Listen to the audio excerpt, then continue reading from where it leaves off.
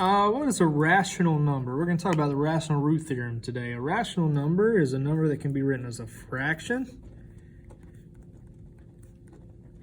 The decimal would either terminate or repeat. What are examples of rational numbers? Whole numbers like 5 are rational. Fractions like 2/5 are rational. Decimals like 1.3.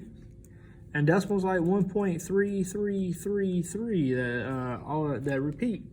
What is an irrational number? Irrational number is a number that cannot be written as a fraction. The decimal here would continue on forever. It would never terminate and never repeat. What are examples of irrational numbers? Square root of 2 would be irrational. Pi would be irrational. Numbers like 1.68371259502 that do not have a pattern would also be an irrational number.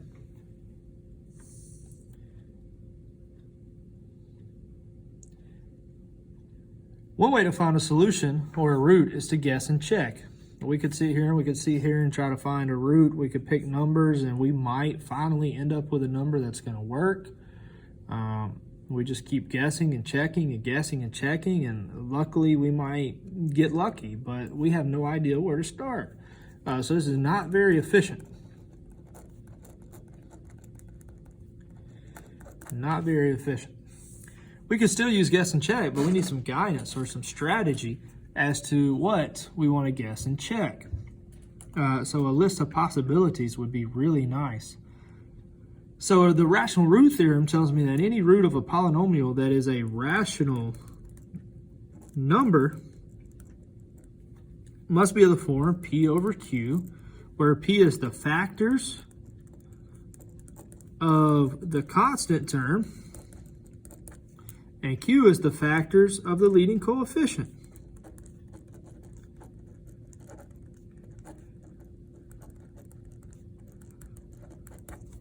So to make a list of all possible rational roots, we want to write down all possible factors of our constant term, which would be the 2 in example A.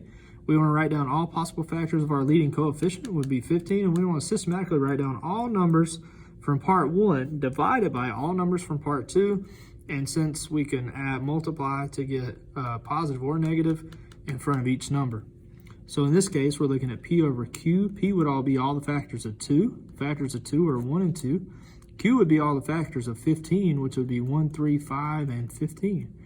And we want to systematically divide all of these. So 1 divided by 1 is 1. 1 divided by 3 is 1/3. 1 divided by 5 is 1/5. 1 divided by 15 is 1/15. 2 divided by 1 is 2. 2 divided by 3 is 2/3. 2 divided by 5 is 2/5. And 2 divided by 15 is 2/15. The reason we put the plus or minus in front, because if you think about what can you multiply to get 2, technically 2 times 2 is 2, but also -2 times -2 is also 2.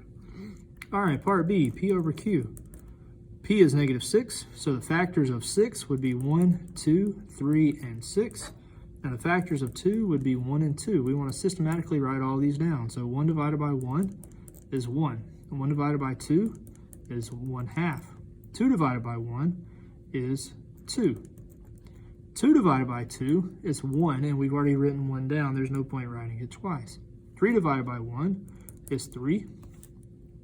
3 divided by 2 is 3 over 2. 6 divided by 1 is 6. And 6 divided by 2 is 3, and we've already written 3 down, so there's no point writing it twice.